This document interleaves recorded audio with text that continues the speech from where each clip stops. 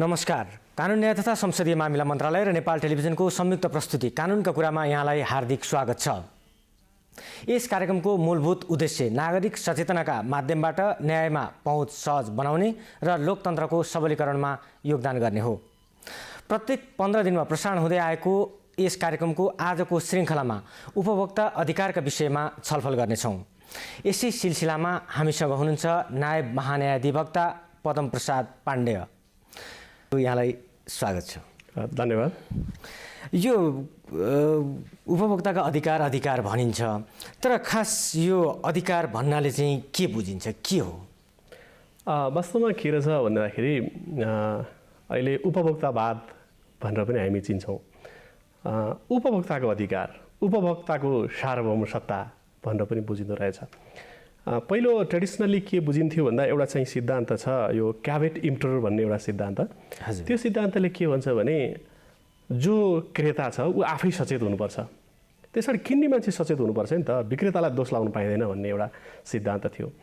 त्यो अहिले पनि छ, तर यसको धेरै एक्सेप्सनल केसहरू छन्। त अहिले के आयो भन्दा अब क्रेता मात्रै सचेत होइन, विक्रेता पनि सचेत हुनुपर्छ, उत्पादककर्ता पनि सचेत हुनुपर्छ र अब चाहिँ क्रेतालाई सम्मान गर्नुपर्छ, क्रेतालाई रेस्पोन्स गर्नुपर्छ, क्रेतालाई रेस्पेक्ट गर्नुपर्छ भन्ने खालको अवधारणा चाहिँ अहिले विकास भएको छ। र यो नै के हो त भन्दा जुन क्रेताको अधिकार अथवा उपभोक्ताको अधिकारको रूपमा यसलाई लिइन्छ। र खास गरिकन मूलभूत रूपमा यसलाई कङ्क्रिट रूपमा अझ बुझ्ने शब्दमा भन्दाखेरि चाहिँ के हो त भन्दाखेरि चाहिँ उपभोक्ताले गुणस्तरीय वस्तु र सेवा पाउने उसको अधिकार छ, त्यो पाउनुपर्छ भन्ने हो। अलि पहिले मान्छेहरूले के सोच्थे भन्दाखेरि चाहिँ उपभोक्ताले गुणस्तरीय के पाउने हो त भन्दा वस्तु पाउने भन्ने मात्रै बुझिन्थ्यो। तर अहिले वस्तु मात्रै होइन, अब सेवा पनि हो। जस्तो चाहिँ खानेपानी, बिजुली, त्यसपछि गएर चाहिँ अब टेलिकमबाट दिने सेवाहरू, इन्टरनेट सेवाहरू, त्यो प्राप्त गर्ने मैले प्राप्त गरेँ, त्यो मलाई अधिकार छ। तर त्यो प्राप्ति मात्रैको कुरा होइन, त्यो गुणस्तरीय पनि हुनुपर्छ र मूल्यमा रिजनेबल पनि हुनुपर्छ, क्वालिटी पनि हुनुपर्छ र त्यसको सूचना पनि मलाई हुन्छ, त्यो मैले कहाँबाट पाउँछु, कस्तो पाउँछु, त्यो कस्तो छ, कसरी बनेको छ, लाइक दिस। यी खालका सूचना, ज्ञान र चाहिँ रिजनेबल प्राइसमा गुणस्तरीय वस्तु पाउने मेरो अधिकार हो। यसलाई चाहिँ हामीले चाहिँ उपभोक्ताको अधिकारको रूपमा अहिले चाहिँ बुझ्छौँ र यो हाम्रो कानुनले पनि यो व्यवस्था गरेको छ। हजुर, नेपालको सन्दर्भमा चाहिँ यो उपभोक्ताका अधिकारका विषयमा कस्ता खालका प्रावधानहरू छन्? यो चाहिँ हामीले अहिले एक्जिस्टिङ प्रावधान भन्दा म अलिकति तपाईँलाई थोरै ब्याकग्राउन्डमा चाहिँ कुरा गर्न चाहेँ। जस्तो हाम्रो नेपालको सन्दर्भमा हामीले धेरै पहिलेदेखि नै उपभोक्ताको हितका निम्ति हामी सचेतन भएकै हो जस्तो लाग्छ मलाई। तर पनि समयक्रममा बढी डेभलप हुँदै आयो भन्ने एउटा प्रसङ्ग हो। जस्तो मल्लकालीन समयमा पनि माना, पाथी, ढक, तराजु त्यतिखेर पनि बनेको थियो नि त। त्यो किन बने भन्दाखेरि त त्यो त उपभोक्ताको हितको निम्ति, उपभोक्ताहरू नठगिउन् भनेर त्यतिखेर नै चाहिँ राजाहरूले चाहिँ मोहर लगाएर, छाप लगाएर मानापाथीको चलन त्यतिखेरदेखि चलाएका थिए। भनेदेखि अब हाम्रो मुलुकी ऐन 2020ले पनि यो विभिन्न व्यवस्थाहरू गरेको थियो है, जस्तै खोटा चलनको व्यवस्था, अनि चाहिँ मिसावट गर्न नहुने जस्ता कुराहरू पनि त्यहाँ उल्लेख गरेको थियो। यसबाहेक पनि हाम्रा केही अहिले चाहिँ केही कानुनहरू पनि छन्, जस्तो चाहिँ आवश्यक वस्तु संरक्षण ऐन छ, हामीसँग आवश्यक सेवा सञ्चालन ऐन छ, त्यस्तै औषधि ऐन छ, यी विभिन्न ऐनहरू पनि हामीसँग छन्। यसको डेभलपमेन्टको रूपमा चाहिँ फेरि हामीले सेपरेट स्पेसिफिक रूपमा चाहिँ एउटा हामीले कानुन बनायौँ 2054 सालमा। त्यो चाहिँ उपभोक्ता संरक्षण ऐन हामीले बनायौँ। त त्यसपछि अहिले फेरि त्यो ऐनलाई रिप्लेस गरेर हामीले 2075मा यो चाहिँ उपभोक्ता संरक्षण ऐन हामीले ल्याएका छौँ। यो स्पेसल रूपमा चाहिँ उपभोक्ताको संरक्षणको निम्ति यो ऐनको व्यवस्था गरिएको छ, यो ऐनले चाहिँ। हजुर, अब यो नेपालको संविधानमा चाहिँ उपभोक्ताका अधिकारका सम्बन्धमा कस्ता खालका व्यवस्था गरेको छ? संवैधानिक रूपमा हेर्दाखेरि दुई खालको व्यवस्था चाहिँ संविधानमा गरेको देखिन्छ। तपाईँले धारा 44मा गएर हेर्नु हो भने त्यहाँ चाहिँ उपभोक्ताको हक भन्ने कुरा चाहिँ उल्लेख गरेको छ होइन। यो संवैधानिक हक हो र यो हकमा चाहिँ दुईवटा कुराहरू चाहिँ मूलभूत रूपमा उल्लेख गरेको छ। पहिलो कुरा के हो त भन्दाखेरि चाहिँ उपभोक्ताले गुणस्तरीय वस्तु र सेवा प्राप्त गर्नुपर्छ, त्यो हक चाहिँ उपभोक्तालाई हुन्छ भन्ने कुरा उल्लेख गरिएको छ। पहिलो कुरो भनेपछि उपभोक्ताको हकको संरक्षण गरियो कि उपभोक्तालाई गुणस्तरीय वस्तु र सेवाको हक हुन्छ। नम्बर 1 उसलाई चाहिँ हकको रूपमा इस्टाब्लिस गरिदियो। र दोस्रो कुरा के गर्यो भने यदि त्यो उपभोक्ताले गुणस्तरीय सेवा र वस्तु प्राप्त गरेन भने उसले क्षतिपूर्तिको हक प्राप्त गर्नेछ भन्ने पनि संविधानमा व्यवस्था गरियो। र तर यो अब उसले हक प्राप्ति भएन भने कसरी जाने त भन्ने कुरो त कानुनमा व्यवस्था हुन्छ, तर संविधानले यो चाहिँ ग्यारेन्टी गर्यो। दोस्रो कुरो संविधानले के गर्यो भन्दा नीतिगत रूपमा पनि व्यवस्था गर्यो र पोलिसीगत रूपमा संविधानको धारा 51 मा राज्यका नीति भन्ने कुरा उल्लेख गरिएको छ। त्यो धारा 51 को उपधारा तपाईँ चाहिँ यो खण्ड घ को 7 मा चाहिँ उपभोक्ता सम्बन्धी हकको कुरा पनि लेखिएको छ। त्यहाँ चाहिँ कालाबजारी, एकाधिकार, त्यसपछि कृत्रिम अभाव सिर्जना गर्ने जुन चाहिँ कुराहरू छन् त्यसलाई चाहिँ निमिट्यान्न पार्ने र स्वच्छता कायम गर्ने, अनुशासन कायम गर्ने बजारमा यस्तो खालको नीति सरकारले अवलम्बन गर्नेछ भन्ने कुरो संविधानमा उल्लेख गरिएको छ। त्यसरी चाहिँ संविधानले दुईटा कुरा मैले भने कि एउटा हक इस्टाब्लिस गर्यो र अर्को कुरा चाहिँ सरकारले नीतिगत रूपमा पनि व्यवस्था गर्नेछ भनेर एउटा चाहिँ नीतिगत व्यवस्था पनि संविधानमा छ। हजुर, जुन संविधानमा भएको व्यवस्था अनुसार या संविधानको जुन मौलिक हकमै उपभोक्ताका अधिकार सम्बन्धी जुन व्यवस्था गरिएको छ त्यसैलाई कार्यान्वयन गर्नका लागि 2075 सालमा उपभोक्ता संरक्षण ऐन जारी गरियो। यो ऐनको आवश्यकता चाहिँ किन पर्यो? यो ऐनको आवश्यकता किन पर्यो भने मैले अघि पनि तपाईँलाई भने कि संविधानमा हकको व्यवस्था गरिएको छ। जहिले पनि संविधानले के भने मोटामोटी कुरा मात्रै गर्ने हो, त्यसकारण संविधानले प्रिन्सिपल कुरा गर्ने हो। यहाँ चाहिँ हक तिमीलाई हुनेछ, क्षतिपूर्ति हुनेछ, यति मात्रै कुरा गर्यो। अब त्यो हक मैले कसरी प्राप्त गर्न सक्छु अथवा उपभोक्ताले त्यो हक कसरी प्राप्त गर्न सक्छ र यदि त्यो हक प्राप्त गर्न सकेन भने त्यो क्षतिपूर्ति कसरी प्राप्त गर्ने भन्ने कुरा इम्प्लिमेन्टेसनमा लानको निम्ति, व्यवहारमा लानको निम्ति केले व्यवस्था गर्नुपर्छ त भन्दा कानुनले व्यवस्था गर्नुपर्छ। त्यसो गर्दाखेरि संविधानले दिएको अधिकार, संविधानले दिएको हकलाई व्यावहारिक रूपमा लागू गराउनको निम्ति यो चाहिँ उपभोक्ता संरक्षण ऐन 2075 चाहिँ लागू गरिएको। यसले चाहिँ के कुरा गर्ने भयो त भन्दा जुन संविधानले दिएका अधिकारको प्रोटेक्सन गर्ने हो। त्यो प्रोटेक्सन कसरी गर्ने भयो त भन्दाखेरि चाहिँ त्यसलाई अधिकारको जुन सिर्जना गरियो त्यो अधिकार कसरी मैले प्राप्त गर्न सक्छु, अथवा अदालतमा गएर प्राप्त गर्ने हो अथवा के गर्ने हो, प्लस मैले क्षतिपूर्ति कसरी प्राप्त गर्न सक्छु त भन्ने खालको व्यवस्थाको निम्ति यो ऐन आएको हो। हजुर, अब जुन यो उपभोक्ता संरक्षण ऐन 2075 छ यसमा चाहिँ उपभोक्ताका अधिकारका लागि कस्ता खालका व्यवस्थाहरू गरिएको छ? मूलभूत रूपमा भन्दाखेरि चाहिँ जस्तो कुनै वस्तुको कारोबार कसले गर्छ अथवा पहिला कहाँबाट सुरु हुन्छ भन्दा वस्तु उत्पादनकर्ताबाट सुरु हुन्छ, उत्पादकबाट सुरु हुन्छ। वस्तु एउटा चाहिँ प्रोड्युसरले उत्पादन गर्छ। प्रोड्युसरले उत्पादन गरिसकेपछि त्यो के हुनसक्छ भने देशमै त्यो उत्पादन भएको छ भने त्यसलाई वितरकले गरेर वितरण गर्छ। यदि विदेशमा त्यो उत्पादन भएको वस्तु रहेछ भने नेपालमा पैठारी हुन्छ र नेपालको पैठारीकर्ताले त्यसलाई चाहिँ डिस्ट्रिब्युसनसम्म पुर्याउने र अनि गएर चाहिँ ग्राहकहरूसम्म भनौँ उपभोक्तासम्म पुर्याउने यो खालको मेकानिजम हुन्छ।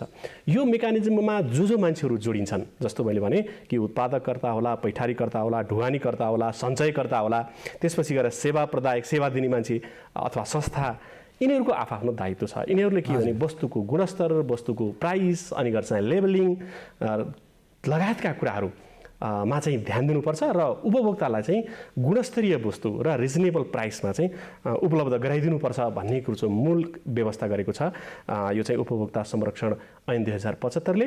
र त्यो फेरि लागू भयो कि भएन त फेरि? हजुर, कानुनले त गर्यो, तर कानुनले गर्दैमा त हुँदैन।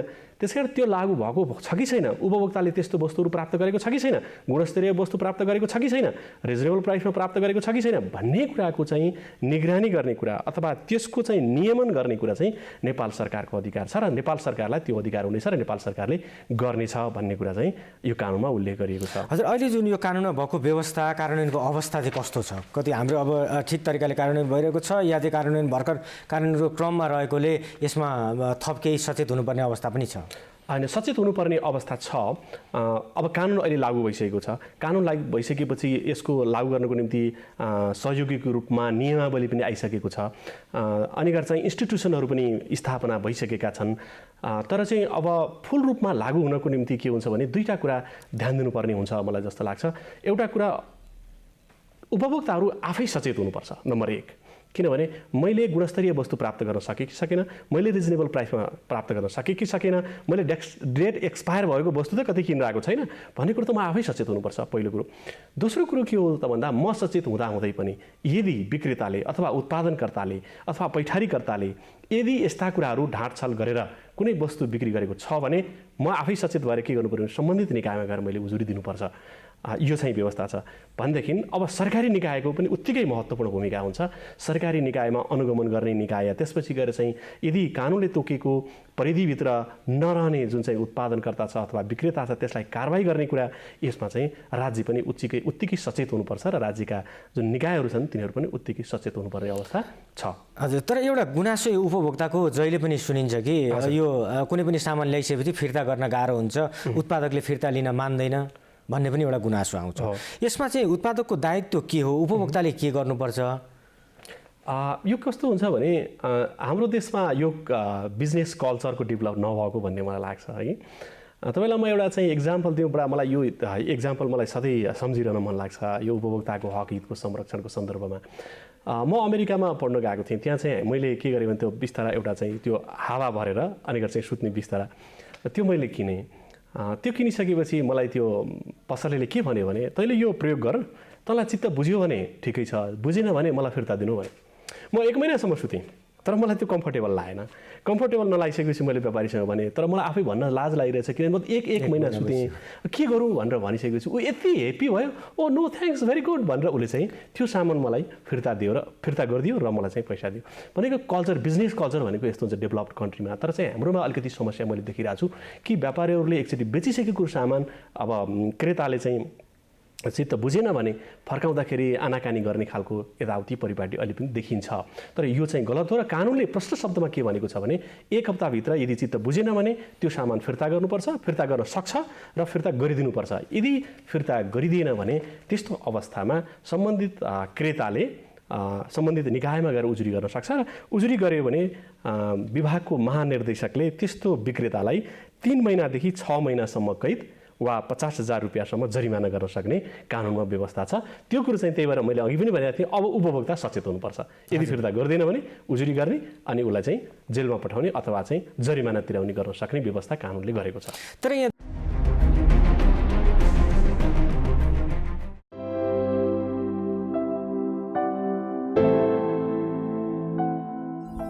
कता हिँडे बाबा?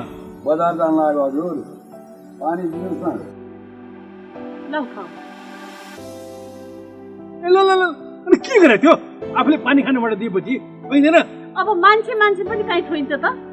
हामी सबै एउटै ईश्वरका सन्तान, सबैको रगत राखेको छ। जातीय आधारमा को ठुलो को सानो, छुत अछुत केही हुँदैन। कसैले कसैलाई धर्म, संस्कृति, रीतिरिवाज, जातीय सम्प्रदाय, पेसा र व्यवसाय अनि शारीरिक अवस्था वा सामाजिक समुदायको उत्पत्तिका आधारमा भेदभाव गरे। सार्वजनिक धार्मिक स्थलमा प्रवेश गर्न रोक लगाए। पानी पँधेरो प्रयोग गर्न वञ्चित गरेमा त्यस्तो कार्यलाई कानुनले अपराध मानेको छ। त्यस्तो अपराध गर्नेलाई 3 वर्षसम्मको कैद, 30,000 रुपियाँसम्मको जरिवाना वा दुवै सजाय हुन सक्छ। अझ हाम्रो छोराछोरी जस्तै राष्ट्र सेवकले यस्तो कसो गरेको हुन्छ, थप 3 महिनाको कैद सजाय हुन्छ। नेपाल सरकार, कानुन न्याय तथा संसदीय मामिला मन्त्रालय। सामान फिर्ता गर्ने कुरा मात्रै होइन, यसमा त अझ बढी मूल्य लिने या उपभोक्तालाई ठगी गर्ने, कालोबजारी गर्ने त्यस्ता खालका कुराहरू पनि बजारमा भइरहेका सुनिन्छन्, सार्वजनिक भइरहेका छन् र कतिपय उपभोक्ताले त्यो महसुस पनि गरिरहनु भएको छ। त्यस्तो खालको काम गर्नका लागि गर्यो भने कस्तो खालको कानुनी व्यवस्था गरिएको छ? अब के छ भने कसैले पनि कालोबजारी गर्न पाइँदैन। कालोबजारी सम्बन्धी हाम्रो छुट्टै ऐन पनि छ 2032, उपभोक्ता संरक्षण ऐन हाम्रो 2075 छँदैछ।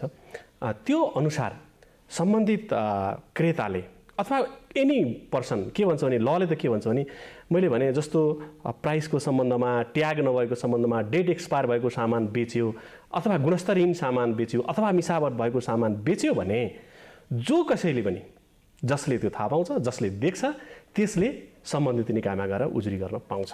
केन्द्रीय निकाय पनि छ, अनुगमन गर्ने निकाय, अनि चाहिँ विभाग पनि छ, प्रदेशमा पनि इस्टाब्लिस गर्ने व्यवस्था छ, स्थानीय निकायमा पनि त्यो संयन्त्रको स्थापना गर्ने व्यवस्था कानुनले गरेको छ। यी जुनसुकै निकायमा गएर पनि उजुरी गर्न सकिन्छ र उजुरी गरिसकेपछि सम्बन्धित विक्रेतालाई कारबाही हुन्छ, त्यो चाहिँ कानुनले प्रष्ट रूपमा भनेको छ। तर अब यो जुन उत्पादकहरूको दायित्व चाहिँ के हुन्छ उपभोक्ताको हक संरक्षणका लागि, उपभोक्तालाई चाहिँ बढीभन्दा बढी आफ्नो अधिकार प्रत्याभूति होस् भन्ने महसुस गराउनका लागि उत्पादकले कस्तो खालको भूमिका निर्वाह गर्नुपर्छ? उत्पादकहरूको दायित्व कानुनमा प्रष्ट शब्दमा उल्लेख गरिएको छ। खास गरिकन उत्पादनकर्ता होस् अथवा विक्रेता होस् अथवा सञ्चयकर्ता होस् अथवा ढुवानीकर्ता होस्, उसले वस्तुको गुणस्तर नबिग्रिने गरी काम गर्नुपर्ने हुन्छ। अनि गएर चाहिँ उपभोक्तालाई मूल्यमा अनुचित फाइदा नलिने गरी चाहिँ उसले बेच्नुपर्ने हुन्छ। यी खालका दायित्वहरू छन्। पहिलो कुरो चाहिँ उत्पादनकर्ताको अलिकति कुरा गरौँ। उत्पादनकर्ताले के भन्दाखेरि चाहिँ अनुचित व्यवसायजन्य क्रियाकलाप चाहिँ गर्नु हुँदैन। जस्तो गुणस्तरहीन वस्तु उत्पादन गर्नु भएन, लेबलिङ नलाइकन वस्तु उत्पादन गर्नु भएन, त्यहाँ डेट लेख्नु पर्यो, त्यो एक्सपायर कहिले हुने हो, त्यसपछि गएर चाहिँ त्यो वस्तु कुनै डेन्जरस छ अथवा त्यसलाई युज गर्दाखेरि चाहिँ केही प्रिकसन अपनाउनु पर्छ, त्यो पनि उल्लेख गर्नुपर्छ। अनि गएर चाहिँ त्यो वस्तु खाँदाखेरि कुनै साइड इफेक्ट पर्छ, त्यो पनि लेख्नुपर्छ, अथवा स्वास्थ्यलाई त्यसले बेफाइदा गर्छ, त्यो पनि लेख्नुपर्छ। यो उत्पादनकर्ताको दायित्वभित्रको कुरा हो। त्यस्तै गरेर चाहिँ विक्रेताको पनि सर्टेन दायित्व छ। जस्तो विक्रेताले चाहिँ आफ्नो त्यो वस्तु जहाँ उसले बेच्न गइरहेको छ, बेच्ने स्थानमा उसले मूल्य सूची राख्नुपर्ने, त्यसपछि गएर एक्सपायर भएका सामानहरू बेच्न नहुने, त्यसलाई छुट्याएर राख्नुपर्ने लगायतका व्यवस्थाहरू चाहिँ यो कानुनले गरेको छ। र ती व्यवस्थाहरू उत्पादनकर्ताले र अनि गएर चाहिँ बिक्रीकर्ताले पालना गर्नुपर्ने हुन्छ। होइन भने उहाँहरू कानुनको दायराभित्र आउनुपर्ने व्यवस्था छ। हजुर, जुन यो कानुनमा यति व्यवस्था गरिएको छ, यति हुँदाहुँदै पनि बजारमा यस्ता अनियमितताहरू चाहिँ हुन छोडेको पाइँदैन। केही दिन अगाडि मात्रै पनि अब त्यो रिलेबलिङ गरेर चाहिँ सामानहरू बिक्री गर्न लागिरहेको अवस्थामा चाहिँ केही सामानहरू बरामद गरिएको थियो। यस्ता खालका घटना चाहिँ किन कम हुन सकेका छैनन्? अब यसमा चाहिँ के हुन्छ भन्दाखेरि चाहिँ सूचनाको कुरा हो, मेजर कुरा होइन। गभर्मेन्टको निकाय छ, गभर्मेन्टले काम पनि गरिरहेको छ। तर गभर्मेन्टको निकायले कसरी काम गर्छ भने जब त्यो सूचना आउँछ, जब त्यो सूचना प्राप्ति हुन्छ अनि मात्रै एक्सनमा जाने हो। सूचना आएन भने त केही पनि थाहा हुँदैन। तर सूचना आउने तरिका के हो त भन्दा दुईवटा तरिका हो। एउटा तरिका मैले अघि जस्तै भने जस्तै उपभोक्ता अथवा जुनसुकै व्यक्ति, जुनसुकै पब्लिक अब अवेर हुनु पऱ्यो कि जहाँ चाहिँ त्यो पुरानो लेबलिङ अहिले चाहिँ जस्तो कोभिड-19 को सन्दर्भमा सामानहरू बिकेन, सामानहरू नबिकिसकेपछि केही चाहिँ पैठारीकर्ताहरू भनौँ, कोही उत्पादनकर्ताहरूले त्यो सामानलाई चाहिँ लेबलिङ झिकेर नयाँ लेबलिङ राखिदिए भन्ने खालको कुरा समाचारमा आइरहेको छ। यदि यो आएको छ भनेदेखि के गर्नु पर्यो भने पहिलो कुरा त म सबै उपभोक्ता वर्ग अथवा सबै सचेत नागरिकलाई के अनुरोध गर्न चाहन्छु भन्दाखेरि चाहिँ सम्बन्धित निकायमा तपाईँहरूले सूचना गर्नुहोस्, यो दिनुहोस्। तपाईँले थाहा पाउने बित्तिकै फलाना ठाउँ यस्तो भएको छ भन्ने बित्तिकै सरकारको निकाय गएर त्यहाँ चाहिँ छापा हान्ने अनि गएर चाहिँ त्यसलाई कानुन बमोजिम कारवाही गर्ने कुरा भइहाल्छ। नम्बर 1 तरिका। दोस्रो के हो भन्दाखेरि चाहिँ सरकारले पनि आफ्नो अनुगमन गर्ने निकाय जुन छ त्यसलाई सक्रिय अझै बनाउनु पर्ने जरुरी म देख्छु। जस्तो विभागले जुन चाहिँ उपभोक्ता संरक्षण विभाग छ, त्यो विभागले हरेक दिन निरीक्षण गरिरहेकै छ बजारमा। तर पनि के छ भने उसको पनि निरीक्षण गर्ने दायरा सर्टेन हुनसक्छ, उसका पनि कर्मचारी सर्टेन छन्। त्यस कारणले गर्दाखेरि सबै ठाउँ एकैचोटि नभ्याएको हुनसक्छ। त्यसो गर्दा उसले निश्चित ठाउँमा उसले अनुगमन गरिरहेको हुन्छ र यो अनुगमनको दायरालाई पनि अलिअलि धेरै बढाउनु पर्ने पनि म देख्छु।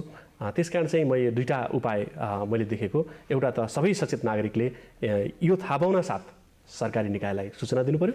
दोस्रो कुरो सरकारी निकाय पनि आफै अलि बढी सक्रिय भएर पनि जानुपर्ने अवस्था छ। यदि यो भयो भने यो समस्या निराकरण हुन्छ। र अझै अर्को चाहिँ महत्त्वपूर्ण कुरा चाहिँ के हो भन्दा जसले त्यो गर्छ त्यसले त्यो गरिदिनु भएन, यो पनि उसको दायित्व हो। उसले पनि बुझ्नु पर्यो कि मैले यसरी लेबलिङ चेन्ज गरेर मैले बेचेँ भने मलाई कानुनी कारवाही हुन्छ, म जेलमा जान सक्छु भन्ने कुरो उसले पनि बुझ्नु पर्यो। सामान एउटा हुन्छ तर त्यसको मूल्य चाहिँ पसलै पछि फरक हुन्छ। यसमा चाहिँ यस्तो फरक मूल्य राख्नेलाई चाहिँ कानुनले कस्तो खालको व्यवस्था गरेको छ, कारवाहीको के हुन्छ?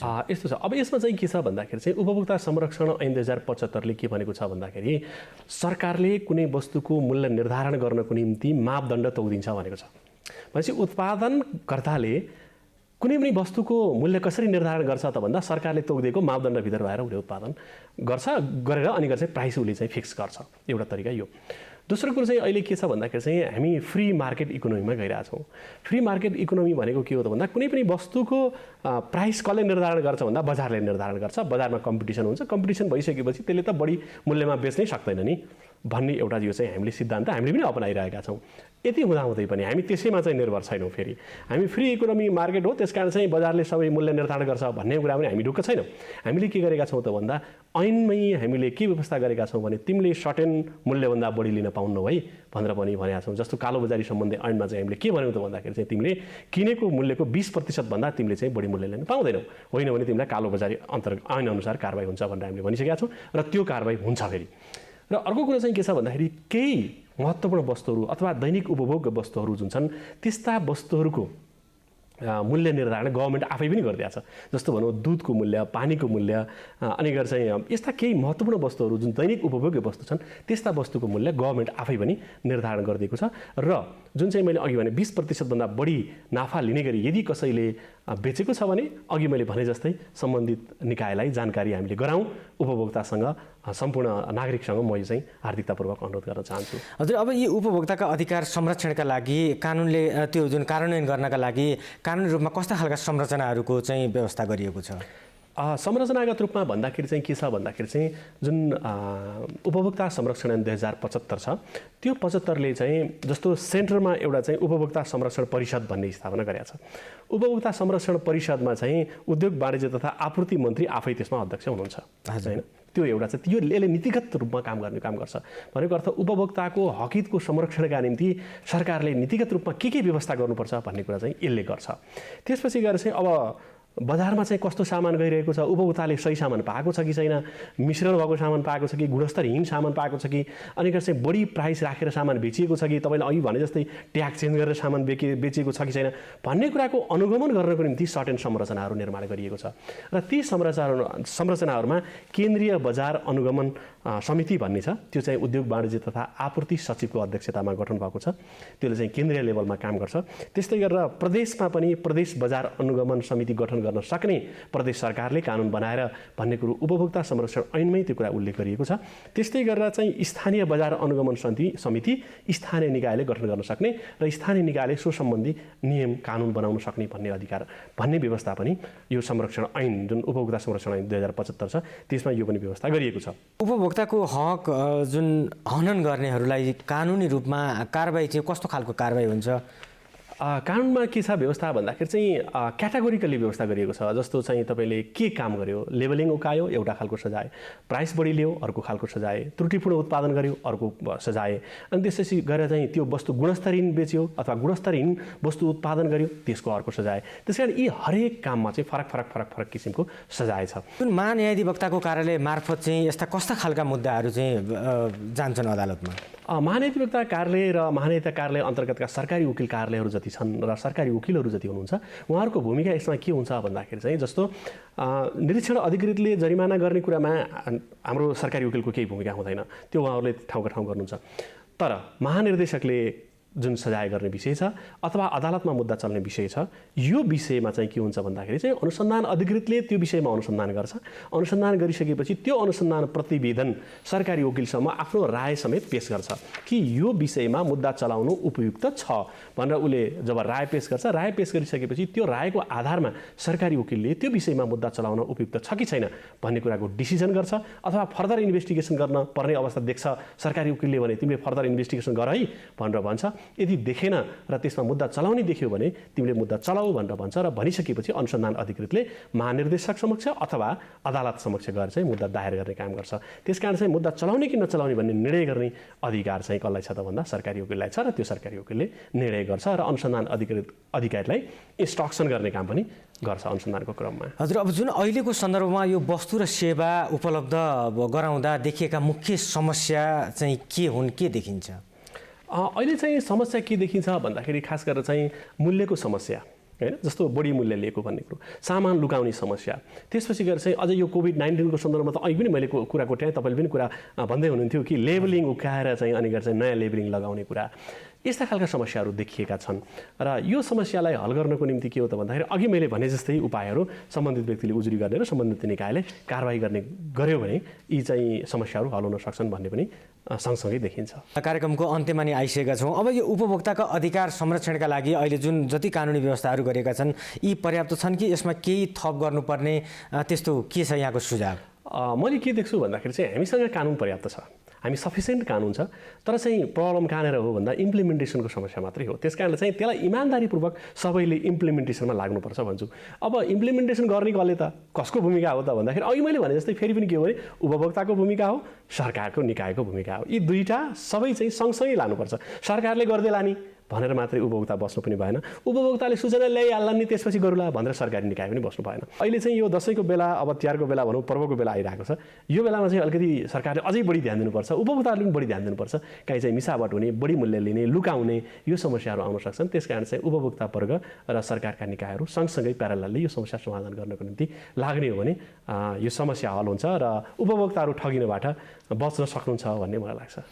हस्, धन्यवाद। यहाँसम्म आइदिनु भयो, यहाँले आफ्ना विचारहरू प्रश्न राखिदिनु भयो यो उपभोक्ता संरक्षणका सवालमा। जति पनि केही अन्यलहरू थिए र कानुनी रूपमा के कस्तो व्यवस्था छ भन्ने कुरा यहाँले महत्त्वपूर्ण सुझावहरू पनि दिनुभयो, यसका लागि यहाँलाई धेरै धेरै धन्यवाद।